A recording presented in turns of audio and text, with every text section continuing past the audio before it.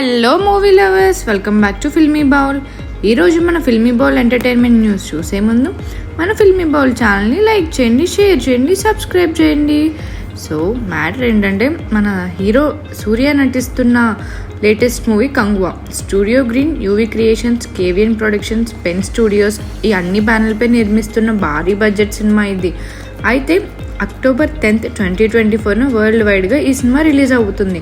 అయితే ఈ చిత్రం నుంచి రేపు ఫైర్ సాంగ్ను మేకర్స్ రిలీజ్ చేయనట్లు వెల్లడించిన సంగతి తెలిసిందే. రేపు ఉదయం 11కి ఈ సాంగ్ రిలీజ్ కానుంది. ఇదే విషయాన్ని పోస్టర్ ద్వారా వెల్లడించారు.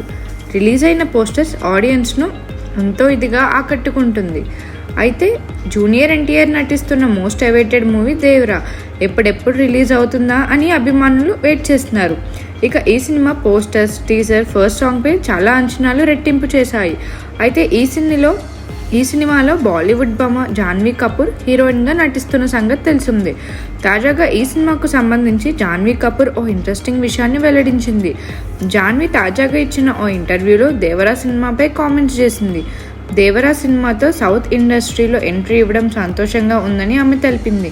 ఇక దేవరా సినిమాలో తమ పాత్ర బాగుంటుందని, దేవరా పార్ట్ 2లో తన పాత్రకు మరింత స్కోప్ ఉంటుందని ఆమె చెప్పుకొచ్చింది. ఇక దేవరాలో ఆమె పాత్ర ఎలా ఉండబోతుందో మనం వేచి చూడాలి. చూసిన హీరోగా చేస్తున్న తన డ్రీమ్ ప్రాజెక్ట్ కన్నప్ప. అయితే ఈ సినిమాని భారీ బడ్జెట్తో ప్లాన్ చేస్తున్నారు.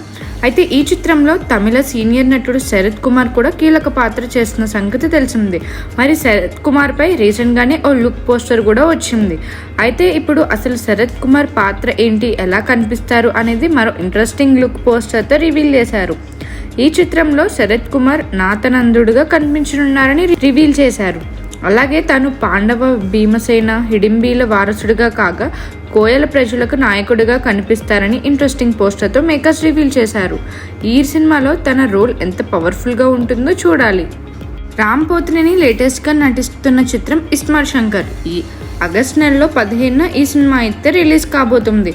ఇక ఈ సినిమా థియేట్రికల్ రైట్స్ను ప్రముఖ నిర్మాణ సంస్థ ప్రైమ్ షో ఎంటర్టైన్మెంట్స్ బ్యానర్ సొంతం చేసుకున్నట్లు చిత్ర యూనిట్ తెలిపారు. నిర్మాత నిరంజన్ రెడ్డి భారీ ధరకు ఈ మూవీ రైట్స్ను దక్కించుకున్నారు. పాన్ ఇండియా మూవీగా రాబోతున్న ఈ చిత్రం హిందీ రైట్స్తో పాటు మిగతా భాషల రైట్స్ను కూడా నిరంజన్ రెడ్డి సొంతం చేసుకున్నట్లు చిత్ర నిర్మాత చార్మి తెలిపింది. హనుమాన్ మూవీతో పాన్ ఇండియా స్థాయిలో సూపర్ సక్సెస్ అందుకున్న నిరంజన్ రెడ్డి ఇప్పుడు డబుల్ ఇస్మార్ట్ చిత్రాన్ని తెలుగు, హిందీ భాషల్లో రిలీజ్ చేసి మరో సక్సెస్ను అందుకోవాలని ప్రయత్నిస్తున్నారు. ఇండియన్ టాప్ దర్శకుడు ఇప్పుడు ఎవరైనా ఉన్నారు అంటే అది మన రాజమౌళి. తన సెన్సేషనల్ ఫిల్మోగ్రఫీతో ఒక్క సినిమానే కాదు, మొత్తం భారతీయ సినిమా గతిని ప్రపంచవ్యాప్తంగా తిప్పిన దర్శకుడు.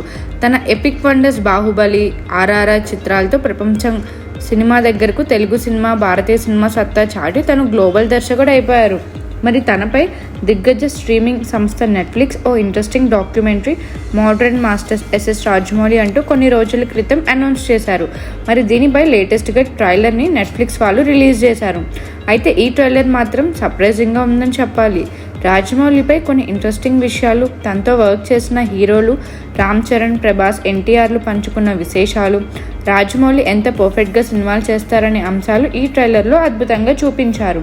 అంతేకాకుండా ఈ ట్రైలర్లో హాలీవుడ్ దర్శకుడు జేమ్స్ కెమెరూన్ కూడా రాజమౌళి కోసం ప్రత్యేకంగా డాక్యుమెంటరీలో మాట్లాడడం ఊహించనిదని చెప్పాలి.